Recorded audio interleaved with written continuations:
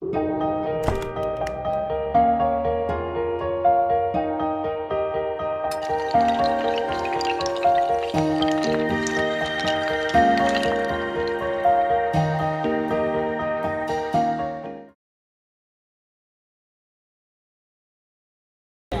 terangno saking mulai asbabun nuzul.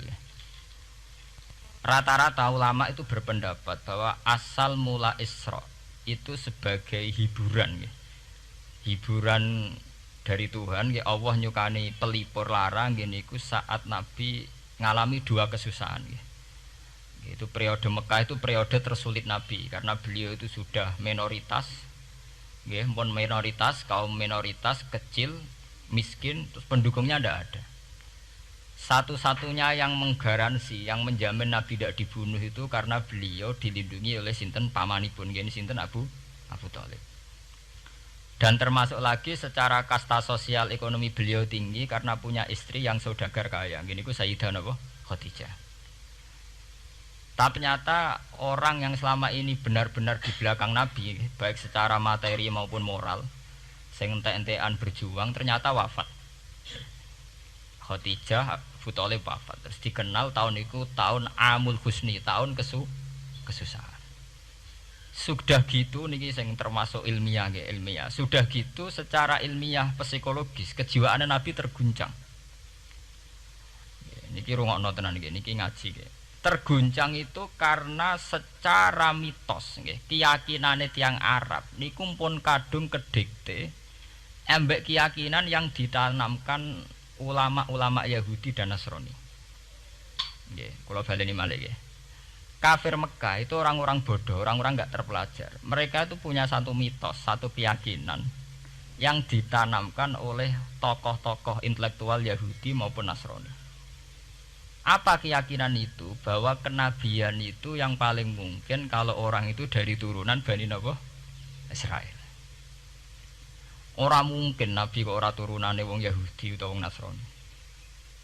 Sehingga ketika Nabi mendakwahkan diri sebagai Nabi, mereka bilang antakulu innama unzilal kitabu ala taifataini min qablina.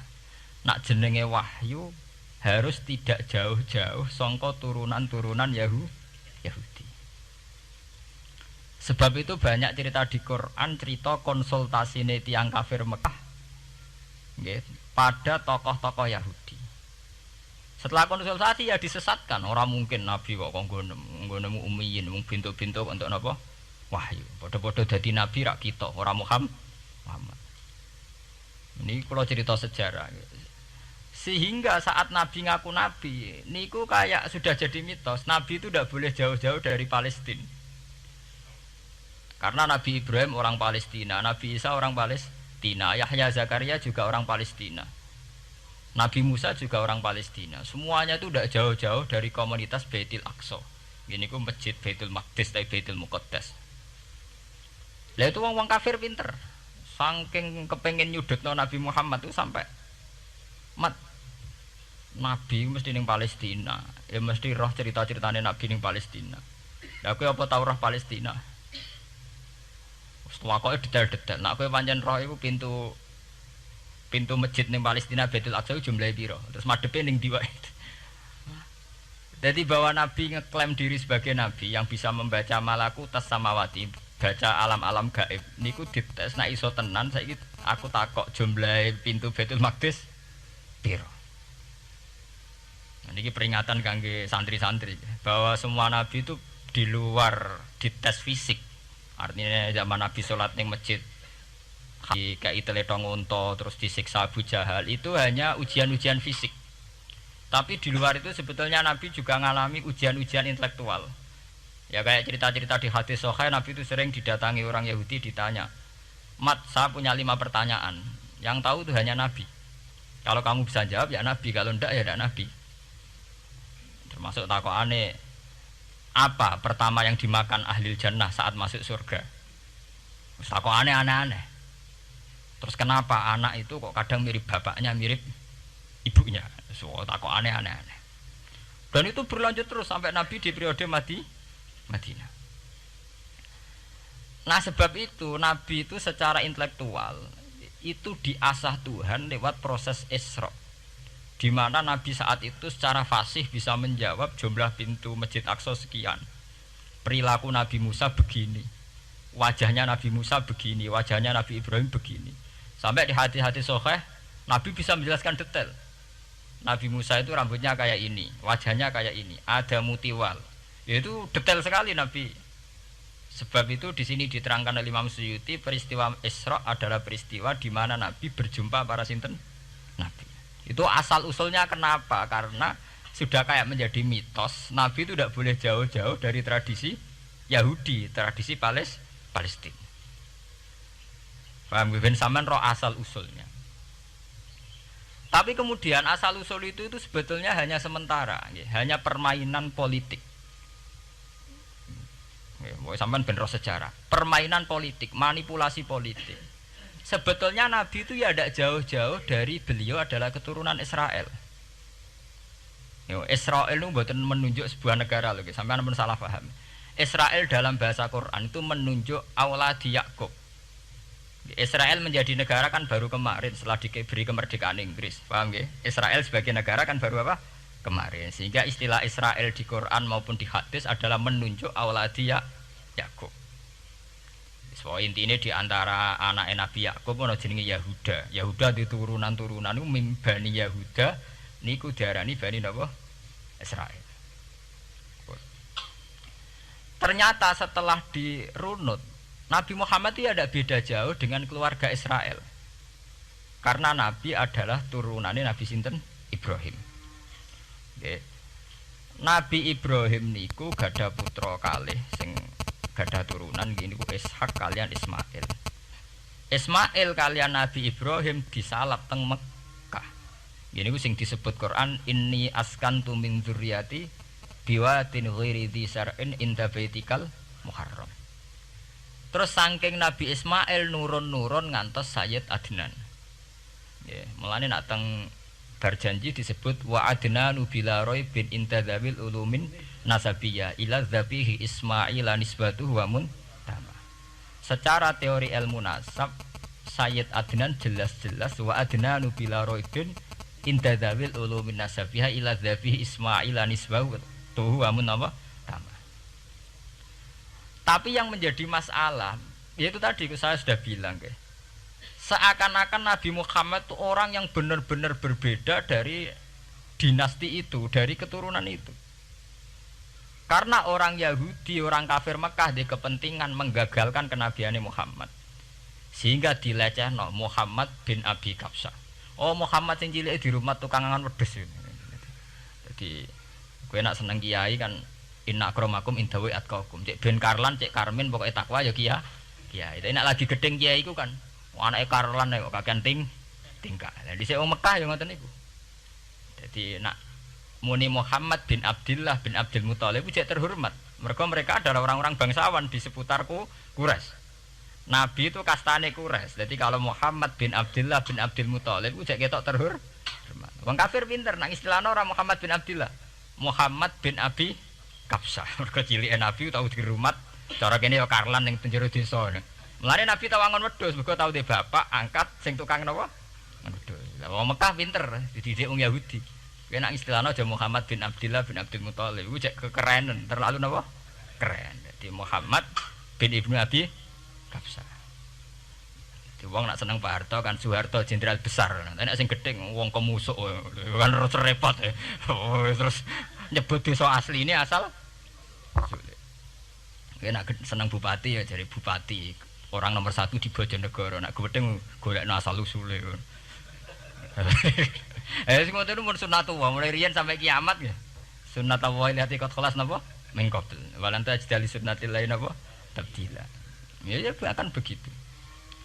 Nah sehingga peristiwa Isra itu satu peristiwa rohani ya. Selain peristiwa rohani nanti akan diwajibkan sholat, juga ada peristiwa intelektual, ada pengajaran intelektual bahwa semua nabi itu harus punya tradisi yang sama, punya karakter yang sama. Sehingga nabi dalam proses Isra itu dipertemukan dengan Nabi Ibrahim, Nabi Musa, nabi-nabi yang lain. Dan diskusi di situ juga ada diskusi-diskusi. Paham ya? Niki penting ya, penting kalau terangaken karena kalau tanpa tradisi yang berkelanjutan ya, sing disebut tenggene thariqah jenenge as-sanad al-mu'tabar, sanad sing mu'tabar utawi nak tenggene pondok-pondok kitab disebut sanad sing muttasil. Ini nanti semua tradisi kenabian akan melenceng. Kalau melenceng itu ngeri. Karena setiap orang ya, mesti gadah subjektivitas sendiri, punya versinya sendiri. Sehingga semua nabi harus model istilah politik itu punya platform yang sama, punya karakter yang sama, punya model yang apa? Sama. Nah, sebab itu secara intelektual Nabi Muhammad itu dikenalkan oleh karakter para nabi-nabi dulu. Nggak detail. Satu Quran 30 juz. Andai kan sampai hafal Quran. Sampai ngurunut sejarahnya coba. Kita ini kan kadung dibentuk, artinya kita ini ya alhamdulillah sudah kadung kebentuk, tahu sejarah para nabi. Tapi asal usulnya kita tahu lewat kitab yang namanya Al-Qur'an. Supaya apa? Nabi Muhammad itu dibimbing bahwa Quran atau ajaran beliau benar-benar musaddiqal lima baina yadeh, benar-benar selaras dengan ajaran sebelumnya. Mulai ajaran yang bersifat samawi sampai hal-hal yang basariyah, yang menyangkut tabiah apa? Basariyah. Kalau contohnya ngeten, misalnya begini.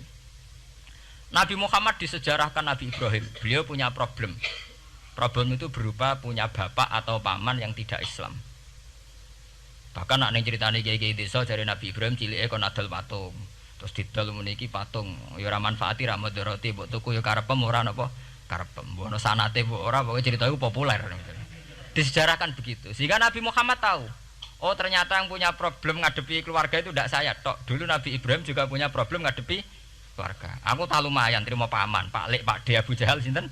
Abu Lahab. Nabi Ibrahim malah bapak ya. Udah gitu. Setelah itu juga diceritakan tentang Nabi Nuh, Nabi Lut, seorang nabi besar yang punya nasib sial, yaitu istrinya pengkhianat. Mereka jadi kiai di bojo judes itu tidak masalah. Mulai terima kiai di bojo judes biasa. Ya itu tadi Nabi Nuh, Nabi Lut itu lebih ngeri ketimbang itu di bojo napa? Mboten kebenaran. Kita kan paling dicoba bojo judes kan ringan banget. Paling banter mecano piring gelas itu kan itu murah banget. Begitu terus. Nabi Musa juga gitu. Diceritakan Nabi Musa, beliau adalah seorang sosok Bani Israel yang temperamental. Ya basaria sekali. Saking temperamentalnya ketika tukaran ya jotos. Karena nak kiai temperamental kadang jotosan, yono sanate ya Nabi Musa ku nak tukaran ra cocok napa? Jotos. Fawakazahu Musa faqada alai. Artinya ya basaria sekali. Cerita ABG ini kubire nggih wonten saat beliau melarikan diri, lala ketemu cewek loro. Ya ora wentise barang Nabi Musa, waduh mari maksiat ae terus kon. Wadek aja mlaku ning ngarepku. Nah kena angin aku roh sikilem mari nafsu. Aku nabi kok nafsu barang kan ra pantes. Nah ngono kayak mlaku guriku. Ya basaria sekali itu sampai detail. Terus ketika itu terus disuaka politik oleh Nabi Syuaib. Sehingga menjadi tradisi bahwa semua nabi akan mengalami problem dengan kaumnya. Kemudian disuaka politik oleh komunitas yang berbeda, yaitu komunitas Syuaib itu di luar pemerintahan Fir'aun. Sama seperti yang dialami Nabi Muhammad, komunitas Mekah itu menyiksa Nabi, bahkan mengimbargo sinten Nabi. Semua aliran dana, aliran ekonomi, akses dana, akses makanan itu ditutup di Mekah. Sehingga Nabi sampai dahar dedaunan, fisik bil jibali napa Mekah. Tapi beliau diselamatkan oleh sahabat Ansor yang terpisah dari komunitas Ahlu Mekah. Itu mirip ceritanya Nabi Musa yang diselamatkan Nabi Syuaib yang terpisah total dari komunitas Fir'aun. Ini penting kalau ulang temriki sehingga karakter-karakter kenabian itu tidak rubah. Karakternya sama. Sehingga setelah kita mengenali karakter para nabi, kita mudah sekali mengenali nabi palsu. Paham ya? Mulane kalau nabi palsu paling seneng musodek, ketara palsune. Lah sing repot sing ora ketara, mergo jenenge Ahmad. Ahmad Muhammad tak mirip. Mulane nek kowe jeneng supaya ora ngaku nabi jenengno Kartolo. Mergo nak Ahmad bin Gulam rak jenenge Ahmad. Ana terkenal nabi nek ora jenenge Muhammad utawa napa? Ahmad. Mulane Ahmad bin Gulam pas ngaku nabi pengaruhe gede mergo mirip. Mulane kula wingi takoki mahasiswa Jogja. Gus, cara jenengan jeneng Jawa mbek Arab apa iki? nak trene akeh nabi palsu apik Jawa lah Kartolo. Karena secara kriteria kenabian ndak akan masuk. Nah, anak jenenge Kartolo atau Karmin itu ndak akan masuk kriteria wong sing bakal dadi nabi. Lah anak jenenge Ahmad tak mirip-mirip nabi. Oh Ahmad Hulam bin Mirza wani ngaku nabi mergo jenenge Ahmad. Musaddiq ya mergo musaddiqal lima bena ya teh. Lah anak Kartolo, Karmin, Karlan agak ono. Mulane saiki sing jenenge Jawa kudu syukur. Akan terbebas dari mengaku napa? Nabi. Lho syukur kan gak akan salah. Di barokah sampean jeneng Jawa, orang-orang ngaku napa? Nabi. Selamat. Kudu syukur. Paham ya? Ndak apa-apa, itu harus dinikmati. Ya itu tadi ya, karena Nabi itu punya karakter yang sama, punya tradisi yang sama, yang mirip-mirip. Itu kenapa Quran berkali-kali menceritakan sisi-sisi kenabian Nabi di luar Nabi Muhammad. Karena biar karakter Nabi Muhammad terbentuk, ya, terbentuk dengan karakter Nabi sebelumnya. Tidak melenceng. Kemudian itu ditiru oleh ulama kita. Kita punya guru punya guru lagi, punya tradisi yang sama. Nak mulang kudu istiqomah, santri loro lah kudu diulang. Nak dadi kiai aja mripat ijo nak roh dhuwit. Wis pokoke dilatih. Tapi dari kiai saiki orang mripat ijo, mripat abang. Mergo dhuwit saiki abang. Dhisik dhuwit paling gedhe rak 50.000 iku rak ijo. Lah saiki 100.000 abang. Dadi saiki nak nasihati nak roh dhuwit aja mripate abang. Mergo ijo wis gak akeh saiki. Paham napa? Kena akal-akalan ngoten njen repot. Tugare kula di santri dablek nek di bojo aja moro tangan. Kula mboten moro tangan, kula saduk, moro sikil. Kena anekdot ngono rusak. Adu-adu ning bojone. Bojone loro, bareng bojone nguwap. Kowe jare rabi Pak ning njaba, bojom jare loro fitnah, Dik. Sing bener telu. Ayo kan repot. Ketemu cangkem elek rusak kabeh. Fitnah Dik nak loro. Sing bener apa? Telu. Lah sakniki mun politik ngoten enggak saya sebagai pejabat tidak pernah mengkorupsi 1 sen pun uang rakyat. Wong edan tapi korupsi sak sen. Ngomong ra waras tapi korupsi napa? Sak sen. Ngono miliaran tok. Korupsi napa? Sak sen. Ya mesti ae. Geneman. Ayo, jadi zaman akhir itu kayak zaman dhisik, kayak Abu Nawas kabeh. Jadi apa-apa niku mun mboten karu-karuan. Mun ya. Wah itu permainan kata begitu niki kula penting kula terangaken nggih. Saya sebagai ahlul Quran, orang yang banyak baca Quran nggih. Itu kita akan tahu betul betapa parahnya nggih atau akibat negatifnya dari permainan kata itu. Dan itu dilegalkan Quran, disahkan Quran dalam beberapa ayat. Yaqulu apa yuriduna ayutfi'u nurallahi bi afwahihim. Orang-orang Yahudi, Nasrani, kafir Mekah itu ingin sekali membunuh Islam lewat permainan kata bi afwahihim. Yaitu tadi misalnya kalau Muhammad bin Abdullah bin Abdul Muthalib itu kelihatan keren karena masih Bani Quraisy. Tapi kalau diistilahkan Muhammad bin Abi Kabsah, wah Muhammad sing anake Karlan iku ora ummiyin. Balik dadi wong alim terus diistilahno bapakmu sing cilike iku angon wedhus. Ya terus repot terus ajur kah? Kabeh. Itu bi afwahihim. Efektivitas bi afwahihim itu sampai tenggene Tarikhus Suyuti wonten keterangan wa min dzalika irtadda jam'un minas sahabah. Dari permainan kata yang ditanamkan orang Yahudi itu sampai banyak sahabat yang murtad. Istilahnya itu jam'un minas sahabah. Meskipun setelah murtad itu ya divonis tidak sahabat. Misalnya menyangkut nasa mansuh. Orang Yahudi pinter, du'afaul muslimin, orang-orang muslim yang imannya masih lemah. Delok le nabimu, wong kok pelin-pelane ngono. Dhisik Ka'bah madhep Baitul Maqdis. Iku wis bener iku, mergo kiblate Nabi Musa. Nabi-nabi dhisik kiblate Baitul Maqdis. Nah, saiki gara-gara dekne kangen keluargane manjen dekne cak Mekah, saiki kangen Mekah. Terus kon manggon omahe buyut-buyute. Dadi saiki kiblat diadepno omahe buyut-buyute. Kangen-kangene dhewe tunggu urusan kiblat jare. Jadi pas Nabi itu masih di Medina. 16 bulan Nabi salate madhep Baitul Maqdis. Suatu saat tok wahyu falan wal liyana kiblatan tarduha. Fawalli wajhaka satrul Masjidil Haram. Sakniki kan madhep teng Mekah. Sajane iki normal saja. Artinya normal ya normal.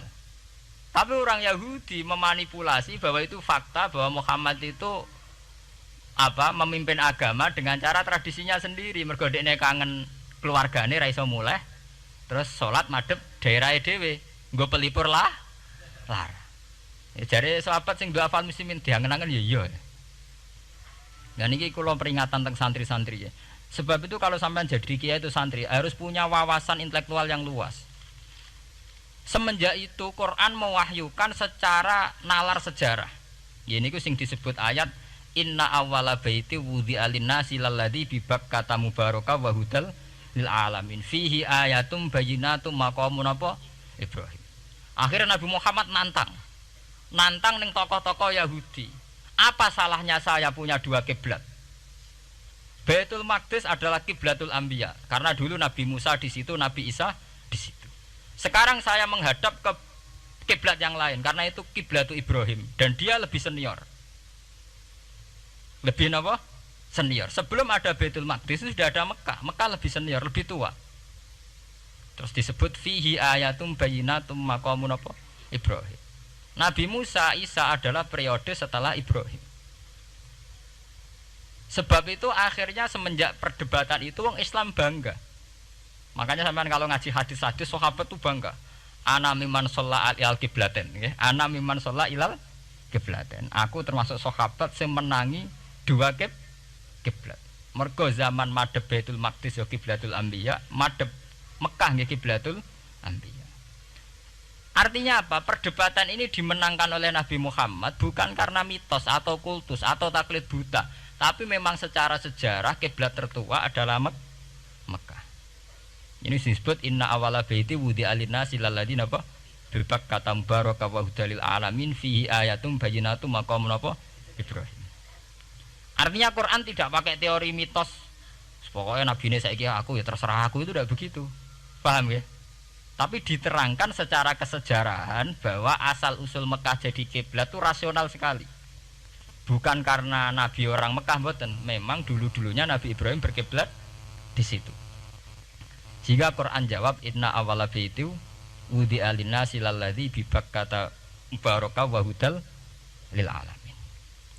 Terus kula bolak-balik masalah Isra ya. Niku masalah-masalah yang selain pelipur rar itu ada petualangan intelektual, petualangan ilmiah, di mana Nabi Muhammad diperkenalkan oleh Allah, nggih, diperkenalkan watak para nabi, pilihan hidup para nabi, bahkan tradisi-tradisi para nabi. Sehingga mangke teng hadis sahih wonten keterangan saat Nabi nyancang atau menambatkan khimar atau buruk itu ya di batu yang dulu dipakai para nabi untuk nyancang napa khimar. Jadi tradisi itu dimulai dari barang-barang sepele. Carane nyancang buruk wae nabi mirip sama dengan nabi-nabi yang apa dulu. Terus memulainya Mi'raj juga sama dengan nabi-nabi dulu.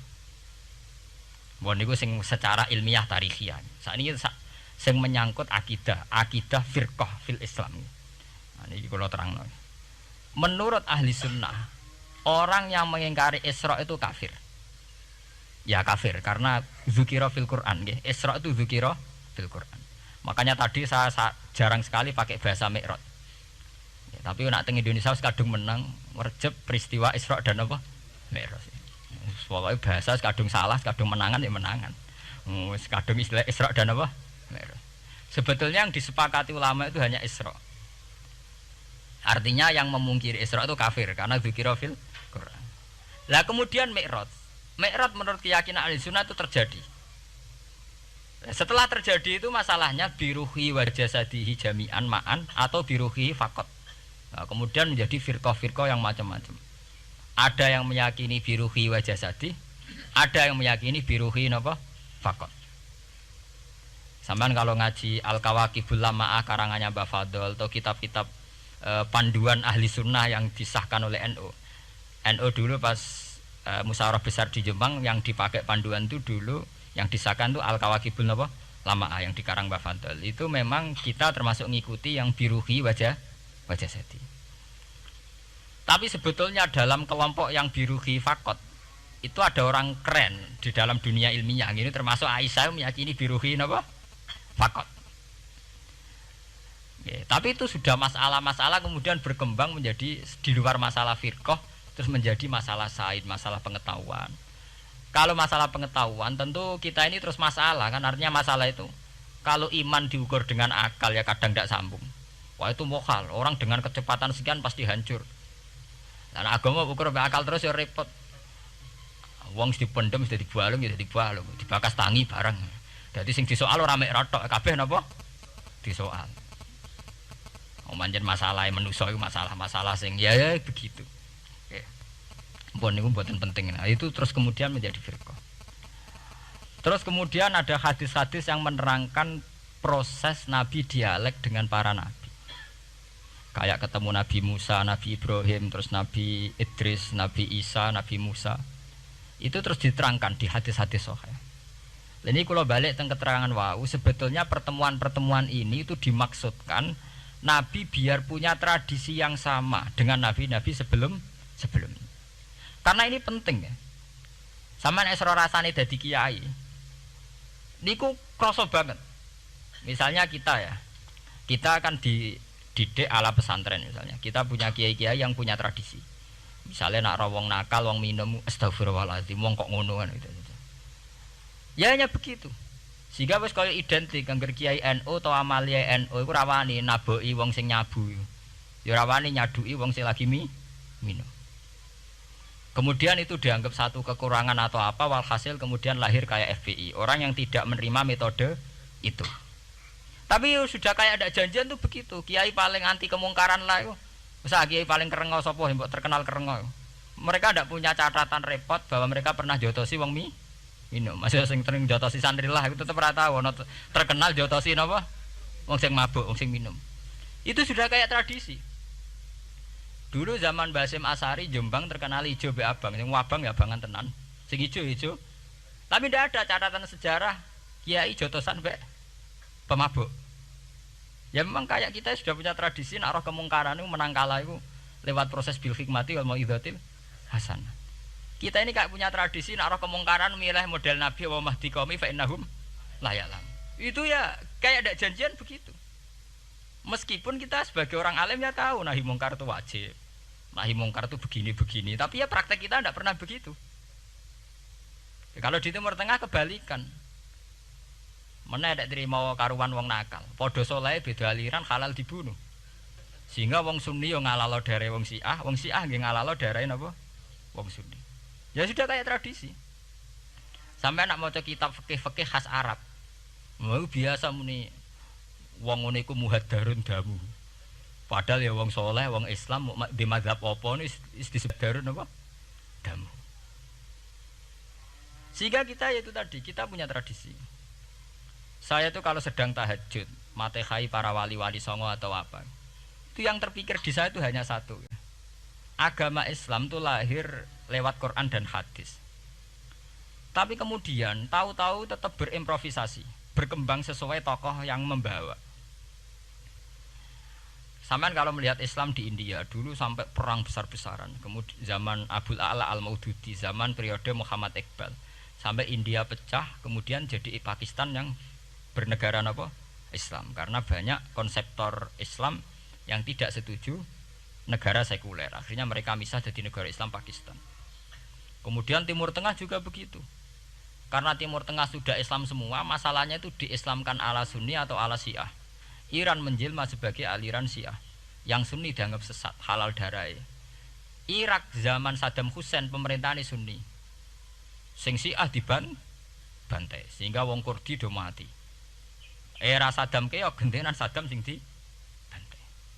Makanya kalau saya ngaji di Jogja, seminar di Jogja bilang, kita ini harus bersyukur. Kita ini punya tradisi konflik yang terbaik di dunia.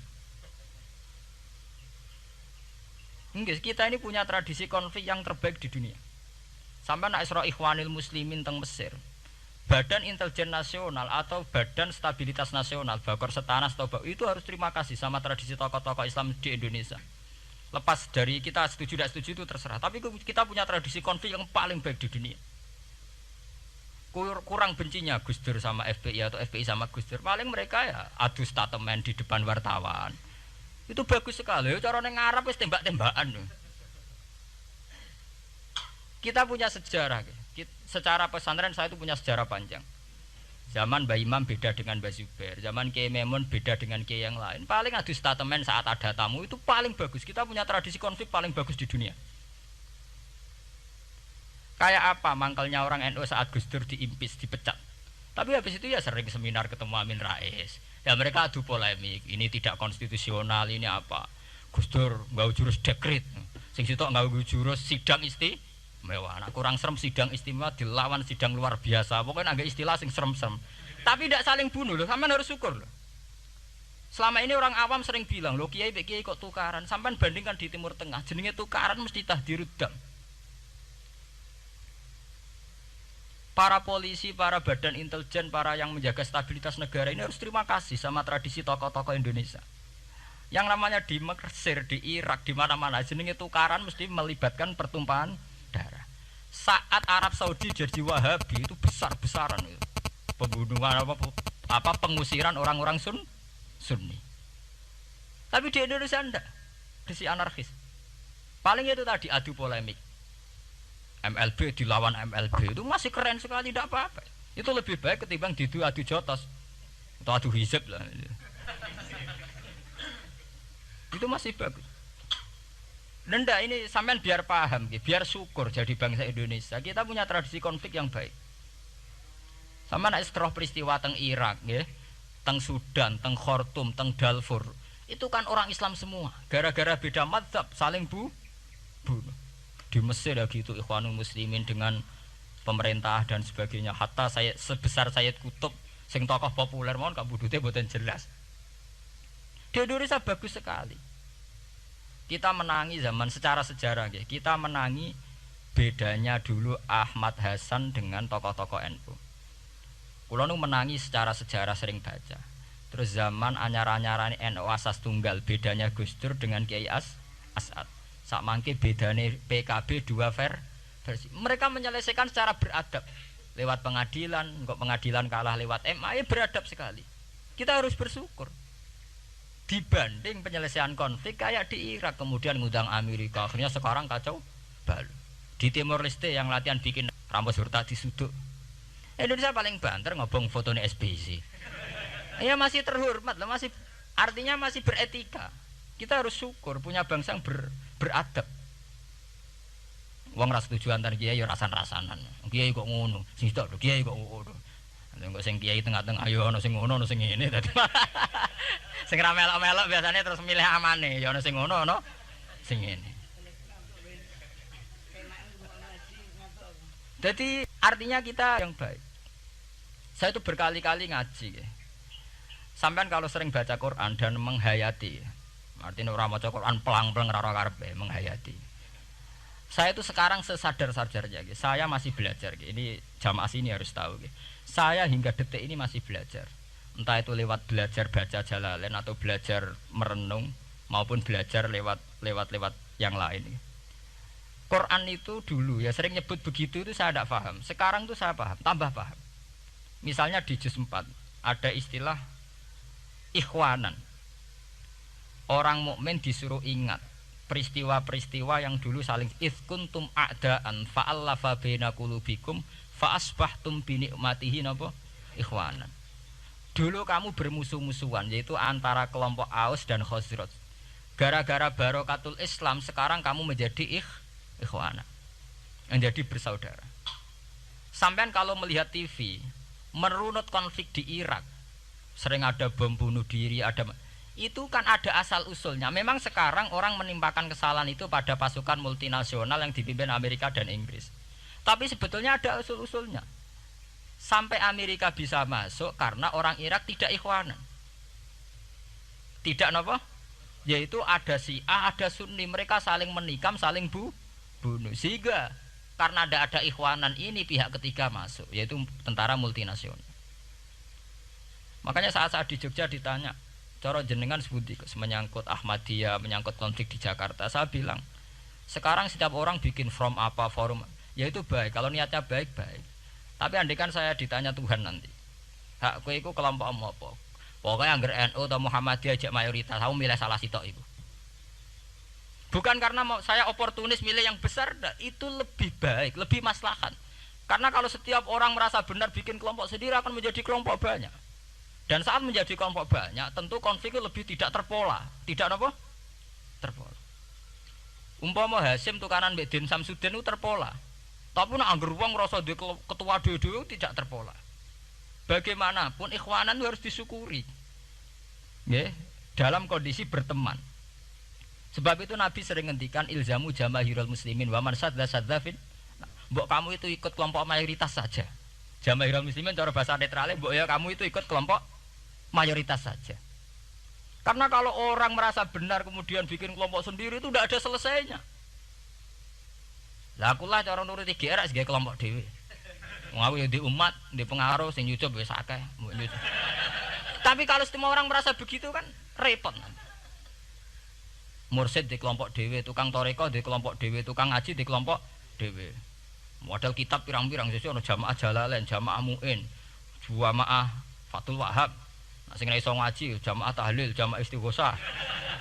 Ora ana bar itu. Saya tuh kalau ditanya di Jogja, meskipun saya kritis, artinya kritis itu mungkin terhadap satu fenomena kita tidak setuju atau Muhammadiyah dalam banyak hal atau satu dua hal. Itu tidak menjadi alasan kita untuk tidak mengikuti mainstream. Karena kalau mainstream ini dilanggar, itu kita tidak akan ikhwanan. Dan akibat negatif dari tidak ikhwanan adalah kayak kasus Irak. Iran itu kenapa tidak mudah diserang Amerika padahal punya nuklir? Karena mereka seragam Syiah semua. Itu lebih gampang, lebih susah. Lawan itu apa? Susah. Arab Saudi juga mudah diadu karena karuan seragam Wahabi semua. Kita tidak bicara itu ya akidah, mungkin kamu bisa debat Wahabi itu benar apa enggak, tapi karena relatif aman enggak diacak aja. Indonesia juga gitu. Kenapa tidak banyak konflik? Karena orang itu Islamnya kalau udah NU ya Muhammadiyah, buat cocok ra cocok milih